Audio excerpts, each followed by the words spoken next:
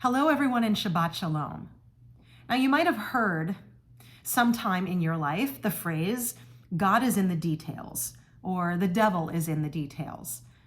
Now, I'm sure that you are aware that Judaism is fascinated with the sweeping narratives, like the creation story and the way in which human beings came to be created, or the Exodus story and the journey of the Israelite people out of Egypt.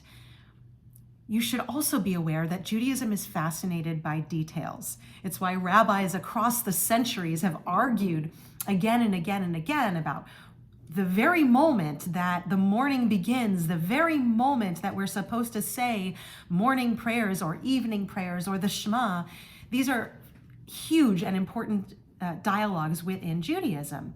Now, this week's Torah portion also contains a lot of details, and we've actually been discussing detail after detail after detail in the majority of Vayikra, of Leviticus. And so these details start to get a little bit cumbersome and tedious potentially, but I'm going to ask you to pay attention to the details for just a little bit longer, because there's one that is so crucial that takes place in this week's portion. So we're in the process of building the tabernacle, the Mishkan, the traveling sanctuary. And in the process of building this, we have very, very specific measurements. This week's portion talks about the building of the ark. Now, the building of the ark also has specific measurements, but these measurements contain something that no other measurements have contained. They contain a half of a cubit. So all other measurements have been in whole numbers, and finally we get that this ark is supposed to be made 2.5 cubits and 1.5 cubits and 1.5 cubits. So all of the directions that make up this ark have a half of a cubit involved in it. Now, considering that doesn't exist anywhere else in this way, we are told that we really have to pay attention to this. So many commentators like to find all of these peculiarities and pay attention to this kind of stuff. So one of them, the Baal HaTurim, explains that this half includes a measure of sorrow, that to learn Torah, to approach the holy, is literally to break oneself in half. Now, what does he mean by that? Does he mean that we need to be broken in order to connect with Torah? Well, think about the children's book, The Missing Piece. Now we know that when the creature is missing a piece, the creature is inspired to find the piece that it's missing, to search and engage and look around and experience the world around it. But when this creature has that piece of the pie that is stuck right in there, making it completely whole, it thinks that everything is going to be perfect, but instead it rolls along too quickly. It's not able to experience the depth of life. Perhaps it's when we are broken, when we are a little bit empty, that we are in fact open to discovery. Or maybe that brokenness means that we need to be humbled. So often, people engage with the deepest part of themselves and the world out of necessity. We don't really want to come that close to the fire. We don't want to feel those things, but when there's grief or loss or sorrow or brokenness, we need to find that other half that is broken off to engage with holiness, with Torah, with our people. And that's the thing that helps us heal the brokenness. Often this engagement happens to us. Something breaks and we're lost, and we need to somehow assuage that loss. But what if we were to deliberately break ourselves, to deliberately humble ourselves, to open ourselves up to something?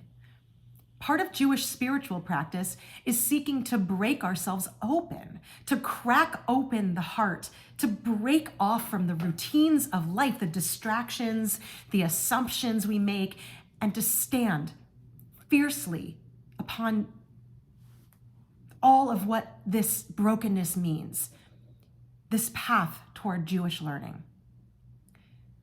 Last week in our portion, we also read about a half.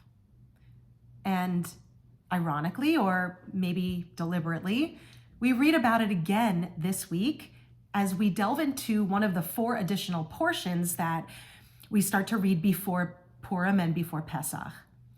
This is Shabbat Shekalim that's coming up right now. We read about a tax, a contribution that's given by every Israelite, a half shekel, that is to be donated to the traveling Mishkan, and then eventually, when this is built, the temple itself. Everyone would give this half. Everyone was represented in the same way. And often we spend a lot of time focusing on the fact that everyone is giving the same amount. But maybe we need to focus on the fact that that same amount is actually a half. It's not a whole. Why would we not just give 1 shekel? Specifically, it has to be a half. So how are we going to understand the half measure here? Well, another commentator, Rabbeinu Bechaye, explains that a half means that there is another half out there, and together we can make a whole. Now, on the one hand, one way we can take this is as a beautiful reminder that we only know half of the story. We need to offer our half, but we also need to receive the content of the other half. Be wary of people who are so sure that they are right, because they may very well be forgetting that the other half of the story also exists. Rabbeinu Bechaye, however, suggests that the half represents the fact that there is both body and soul, and each is only half of the life we lead. Both need to be given their due weight. Both need to contribute in order to make us whole. This is so very Jewish. We are not a people who are ascetics. We value the experience of the body and of pleasure just as much as we value the experience of the soul. Both of these things need to come together for a full life, and our existence is meant to find the right balance. This rabbi continues, half is for God and half is for you. Half of life is in and for the realm of the physical, and half is in and for the realm of the holy. There are so many ways we can interpret the fundamental nature of this half measure, and all of them tell us profound things about the human experience and about the Jewish people. I'm grateful to the Hadar Institute for setting me on this particular path of learning, and I hope that I have added my own half shekel here. Shabbat Shalom. Have a wonderful, wonderful weekend.